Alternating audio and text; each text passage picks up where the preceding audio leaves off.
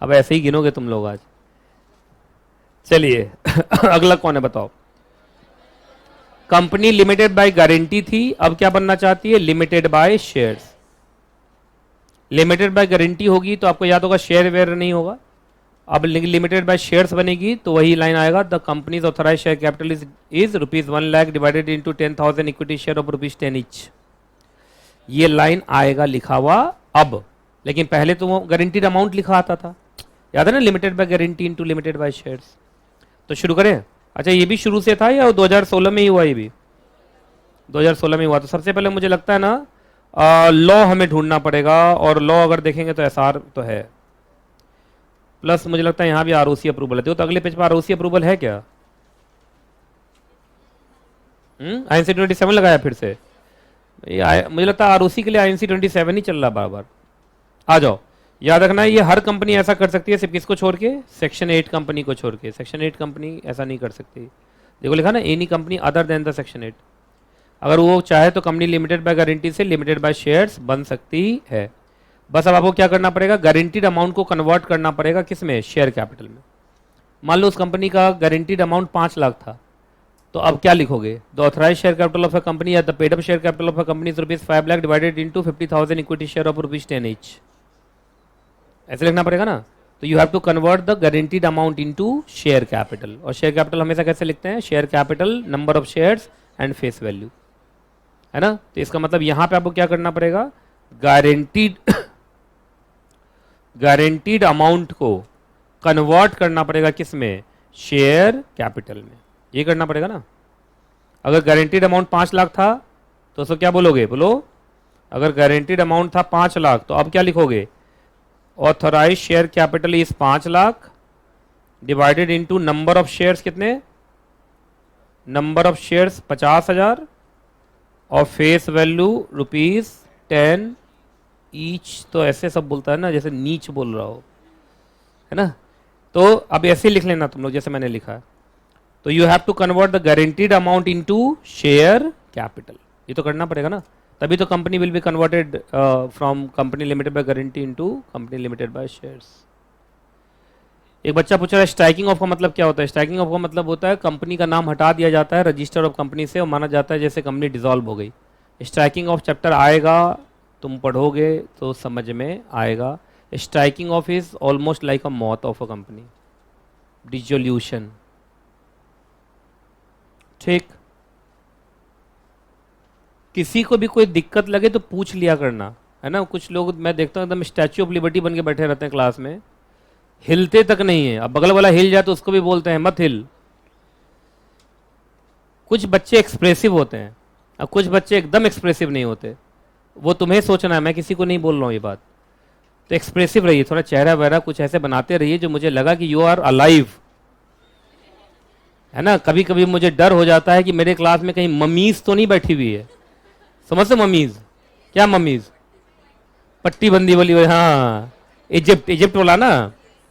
हाँ, तो डर भी लग जाता है। जैसे एक दो को देखता हूं मैं, अभी ऐसे मैं देख रहा एक बच्ची को देखा मैंने, मेरा यहां धक कर गया अभी कि इसके ऊपर कुछ चढ़वड़ तो नहीं गया है।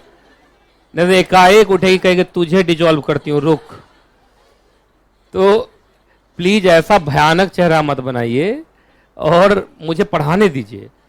कुछ लोग तो वहीं से बैठे बैठे मुझे डराते रहते हैं, है ना। तो थोड़ा सा एक्सप्रेसिव चेहरा रखिए।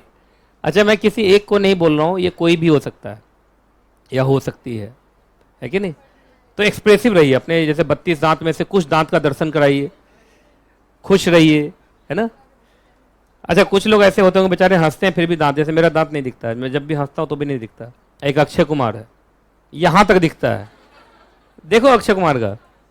ऐसे क्लास में भी बहुत सारे अक्षय कुमार हैं, पर मुझे लगता है ऐसे लोग ज्यादा सुंदर होते हैं जो हंसते हैं, तो उनकी दांत दिखती है उनकी, है ना। क्या ऐसा होता है क्या? मेरा बड़ा शौक था कि मेरा भी कभी ऐसा दिखे, पर मेरा दिखता ही नहीं।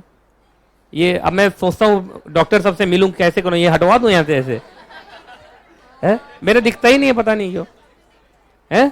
अच्छा कुछ लोगों का तो दांत क्या अंदर तक दिखता है क्योंकि मुंह खोल के हंसते हैं, है ना। आपको मालूम है जब ये हीरो हीरोइन सबका ट्रेनिंग होता है आपको क्या लगता है हीरो हीरोइन सभी क्या नेचुरल बॉन्ड एक्टर्स थोड़ी होते हैं? आजकल इन लोग का क्लास चलता है, इन लोग को हंसना भी सिखाया जाता है जी।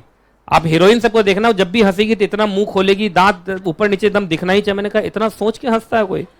हम लोग तो हंस देते हैं, बात खत्म, चाहे सामने वाले को जो दिखे, है कि नहीं? तो इसलिए थोड़ा दांत वात का दर्शन कराते रहो, अच्छा लगता है। तुम खुश रहते हो तो अच्छा लगता है, दुखी दुखी मत रहो। क्या दिक्कत, कन्वर्जन में कोई दुख है तुमको? चलो आओ, आपको क्या पास करना पड़ेगा? एसआर, ठीक है। एसआर क्यों पास करना है? क्योंकि तुम्हारा मेमोरेंडम ऑल्टर होगा, आर्टिकल ऑल्टर होगा। कम से कम मैं टिक मारता हूं, तुम भी हल्का टिक मार दो, क्योंकि एग्जाम के टाइम में एक बार तो देखना पड़ेगा, ठीक है। तो मेमोरेंडम आर्टिकल को ऑल्टर करने you have to pass the SR. चलिए, अब एसआर पास हुआ तो MGT 14 is the automatic step, it's an automatic step ना, मुझे बोलने की क्या जरूरत है। एसआर पास हुआ तो एमजीटी 14 गया ही होगा।